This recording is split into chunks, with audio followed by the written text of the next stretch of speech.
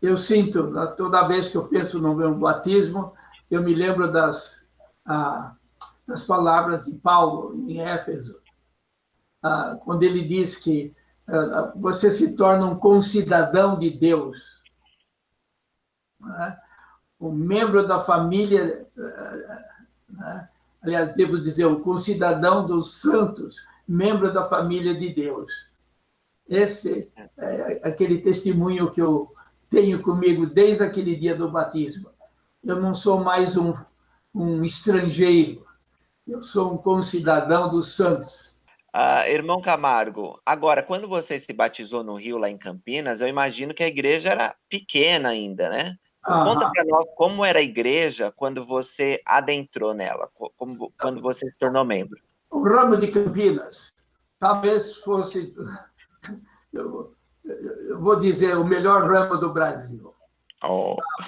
Foi o primeiro ramo ser presidido por uma presidência de brasileiros.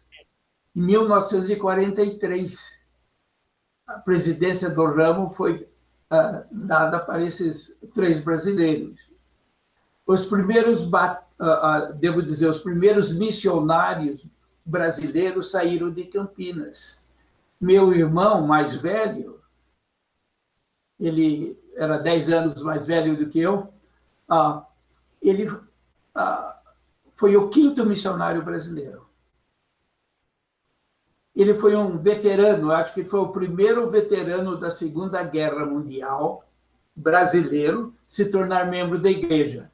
Ele foi para a guerra lá, voltou, ele economizou o dinheiro que ele ganhou durante a guerra e quando foi chamado para a missão, ele foi o primeiro missionário a pagar suas próprias despesas, né? Seu custo de missionário.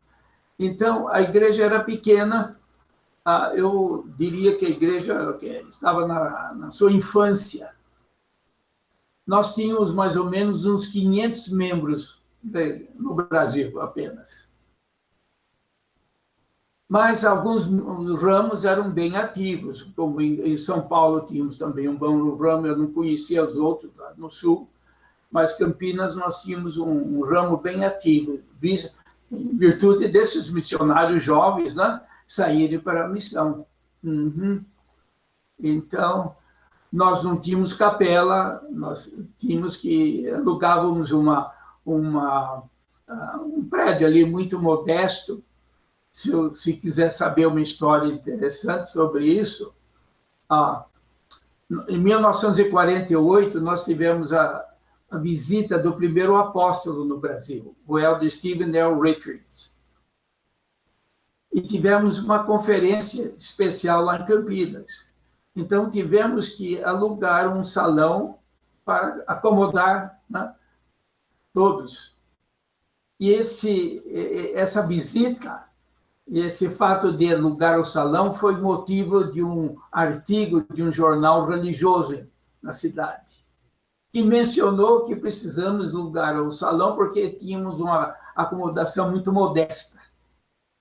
Isso foi em 1948. O que aconteceu em 2002? Nós tivemos o Templo de Campinas dedicado. Então, nós fomos da acomodação, né, mais modesta para o edifício mais magnífico, edifício religioso em Campinas. É muito bonito. Então, foram essa grande evolução da igreja nesse tempo. É verdade, muito bom, irmão Camargo. Eu estive no Templo de Campinas várias vezes e é muito lindo. É uma visão maravilhosa.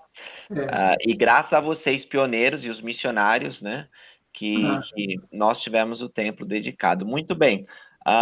Agora fala um pouco sobre tua jornada na igreja. Você, tua esposa, tua família tiveram vários chamados. Fala um pouco sobre esses chamados que vocês tiveram e diz para nós qual foi o seu predileto. Bem, começando em Campinas, então, lá em Campinas, me chamaram para ser, acho que o primeiro chamado foi secretário da MM. Também era era professor da escola dominical. MM, Associação de Melhoramento Mútuos. O manual. Então, o que eu resolvi fazer? Vamos ensinar a história da igreja. Daí eu fui traduzindo. Você conhece aquele livro da história, chama Essentials in Church History? É um livro. Então, eu traduzia um capítulo por semana, os missionários às vezes me ajudavam, e era a aula que eu dava na escola dominical. Posteriormente, em 1952, 5 anos depois, mais ou menos, 4 anos e pouco, eu fui chamado para ser o presidente do ramo de Campinas. Quando foi em 54, eu saí de Campinas para começar a BYU. E na BYU me chamaram para ser secretário da MM de novo. Tinha a ala dos alunos, né? E fiquei na BYU em 54 e fui para Salt Lake para fazer o MBA na Universidade de Utah. E lá na universidade, lá em Salt Lake, eu devo dizer, nós fomos morar numa estaca chamada Cannon Stake. Eu era membro da ala. Lá me chamaram para ser o consultor dos mestres, sacerdocial dos mestres, né? E também professor de escola dominical. Não tiveram bom senso, né? O que vai fazer? Depois, eu voltei para o Brasil, cheguei no Brasil em janeiro de 63. Comecei aqui. E quando encontrei aqui em 63, quando veio o missionário que me batizou, o Elber Beck, como presidente de missão. E ele sentia uma necessidade muito grande de organizar a estaca. Então, ele me chamou para ser presidente da escola dominical, para ser membro do comitê do sacerdócio da missão. E ele trabalhou assim com bastante determinação para organizar a estaca em São Paulo. Se havia algum americano em posição de liderança, ele desobrigava e botava brasileiro. Então, nós tivemos o Elber Kimball em 66, e ele me chamou para ser, então, conselheiro da presidência da estaca. E eu servi como conselheiro até 1972, quando recebi o chamado de ser representante regional. E servi até 78, e depois, entre 78 e 86, eu servi como professor de escola dominical, servi no Sumo Conselho da Estaca. Depois, em 92, eu fui chamado para servir no templo. Em 94, eu fui chamado selador.